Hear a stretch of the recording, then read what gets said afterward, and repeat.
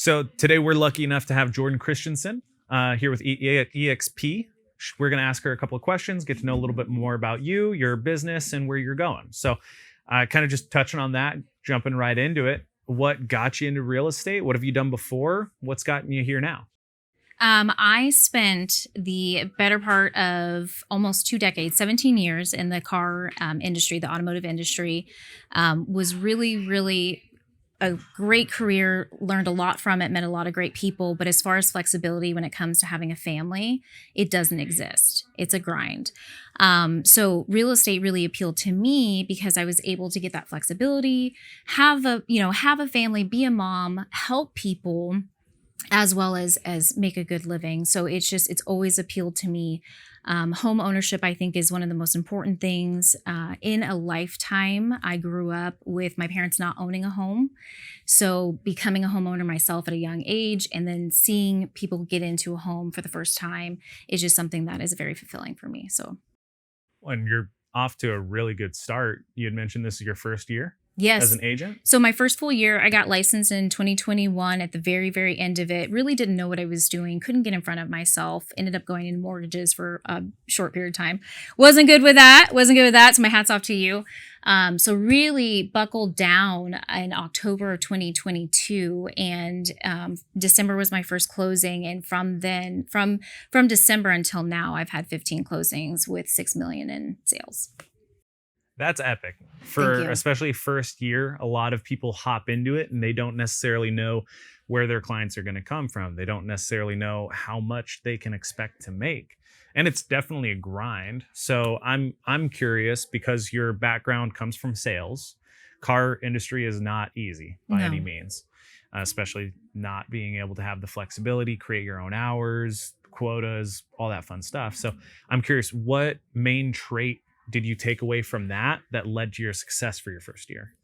Definitely hard work. You wear multiple hats in the industry, so you don't say no to too much, right? Nothing. You're not above anything to do as far as just whatever it takes in life to help somebody. The great thing about the automotive industry, clients as well as employees, you see all walks of life. All walks of life. And so I started at, 18 years old and I ended at 36. And so I was able to get to know so many people throughout the entire process, good and bad, and just really kind of lean into making those connections. And that's been part of my success after I left the car industry because I've made some of those deals from those connections I made there. So Score. connections, man, 2 ears, one mouth. Let's go. Like just sit there and listen and actively listen. Don't just listen to listen. You need to listen and engage and truly, care about somebody. You got to care. Well, and you can't present a positive solution unless you've clearly identified what the pain points are. Exactly. So it makes sense that 2 ears, one mouth, you need to listen more, but when you do open your mouth, it's got to be some of those fielding questions to better that connection, that relationship, right? And don't judge a book by its cover. So a couple of things there. What motivates you may not motivate me. Not judging a book by its cover, being in the car, like you would see somebody that you could easily think, okay, maybe they can't afford this. And then all of a sudden you would realize that they could. So just not judging a book by its cover as well, because you'll be pleasantly surprised a lot of times. Absolutely. So what was your purpose or drive to switch into the real estate side of things? Because it's a lot of risk. There's no salary. So much risk. So much risk. And that's the biggest thing. Everyone wants to get into real estate. We meet so many people on social media, Instagram. They all want to get into the vehicle, but they're scared on how to operate it. So what gave you confidence within the real estate business? What made you, if you could rephrase that into like, if I could go back and if I could talk to myself getting into the industry, I would? I was 37 and there is no plan B. So I believe when you commit to something, don't set up a plan B. Give it all that you have. And that was what I was going to do. I had a long, successful career and it was like, okay, you're going to do this, Jordan. There is no other option. Figure it out. Mm-hmm. And I ended up aligning myself with some amazing industry experts, yourself, many others in this industry that have been doing it much longer than me and know much more than I do. Real estate based, and bringing my people skills essentially and my connections that I make to it just really just kind of created this power force, I think. You got person. your whole team. And that's one of the things that I've learned. I'm 29. When I started this industry, I was 24. So like I didn't know all the answers. I didn't have all the answers. I didn't know what resources were available to me, but through the credibility and knowledge and resources of other people, For sure. I knew that anything that came up, I could figure it out. Yep. One phone call away. One phone call away.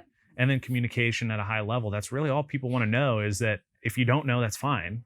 Not everyone knows everything, but at least tell me, get back to me, and actually follow up on what you say you're going to do. Exactly. And most people, like you just said, most people, if you don't have the answer, they want you to say, I don't have the answer, but I'm going to get that answer for you. Don't try to BS around that. So I'm curious, because the industry of real estate is very expansive. You can get into you can get into property management, resale, you can get into new construction, you can get into mortgages, you can get into title, home inspections, home warranty. There's so many facets of real estate that you could choose your lane. I'm curious, what makes your passion? What fills your heart tank through being a real estate agent? Walking through a home and seeing people's eyes light up. Oh, yeah. Envisioning, this is going to be my son's room. This is going to be the baby's room. This is where I'm going to put a pool table. I just met a retired speech therapist, and they're envisioning putting a pool table. And so for me, it's an emotional process. For me, I lean towards that versus investors. That is such a non-emotional. So for me, it's helping that and seeing that and envisioning that, and then coming back to the house and seeing it afterwards. I love that, seeing what they do with the home. So with your hot year, you're doing fantastic for these last 10 months. Appreciate that. Where do you see yourself going? What are your goals that you're setting for yourself? Well, I've had a shift in life, been sober for just over a year, and am leaning much more into the church. So prior to my priorities have shifted a bit. I want to end the year, real estate wise, at 20 transactions. I think that's just for a first year agent. I think that's a great goal to have, and that's what I look to achieve. But my future is going to be leaning into my faith, leading into my sobriety, leading my family in that journey as well. And I think the success of the real estate side of it will follow with it. Absolutely. Well, it's your network is your net worth. Exactly. And life and transactions is a lot easier when you work with people that you like and they like you. Right. I'm not everybody's cup of tea, and that's okay. That's And okay. when you have that conversation, if you're not a good fit, because not every client is a good fit, and not every client can get qualified. Not every client is going to work with you. How do you handle those objections? So you got to take the personal feelings out of it, right? Not everybody is going to align with you, period. And I'm okay with that. Mm-hmm. And I simply just tell them just as that. I say, hey, listen, I may not be the person for you, and that's okay. You're not hurting my feelings, but I am surrounded by some amazing realtors that I know I can find you the one for you. Everybody has their somebody. Everybody. Absolutely. So on the flip side of that, what's the nagging part of the job that you don't necessarily look forward to every day? The grind. Making cold calls isn't the funnest thing I like to do. I don't like door knocking. Open houses are super fun, but putting out signs and stuff in 117 is kind of rough. Yeah. And then on the other side of things, you work with a client for 5-6 months, and then all of a sudden they go with another agent. That's a hard one to swallow. Yeah, that's right to the heart, and you want to say some choice words, but you don't. But you can't. You gotta stay professional. You do, and it's not just that too. It's unhealthy to hold those kind of resentments. So I actually just had that happen recently. Worked with somebody for about 7 months. Wonderful couple, first time home buyer. Was there for them every back a call, and they ran into somebody they knew in the past, and she was a realtor, and she didn't know she was a realtor. And she sent me a message that, hey, I'm going to go this route, and it hurt. And then they closed on a home, and I reached out to them and I said, you know what? Congratulations. I'm happy it all worked out. And most of the time in the past that I've experienced, they'll come back to you on the second one. And they'll go through that first one and be like, that personal relationship is why I chose that. But it turns out I don't really want my cousin, aunt, uncle, brother, sister, whatever. to know my finances, to know my dirty details, to know why we're buying or why we're selling. And sometimes it's not in a rosy lens. So being able to have that neutral third party that's not going to judge you, that's going to take it all in and then find you that positive solution, because that's all we're doing here. And I've had clients that do that as well, whether they have a cousin, uncle, whatever it may be, in with a real estate license, and maybe they don't practice full time, or maybe they do practice full time, and they don't want to involve family. I will give a referral fee all day, every day. I'll come in, I'll be the hero, I'll help him in the process, and I'll throw Uncle Joe some money. That's not a problem at all. He's licensed realtor. He qualifies for referral fee.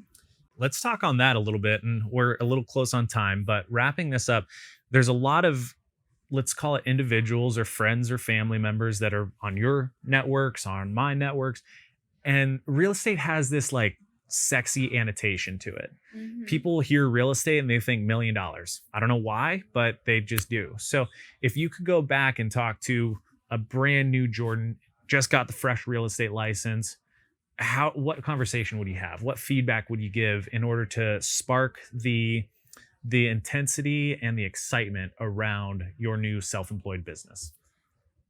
Be authentic.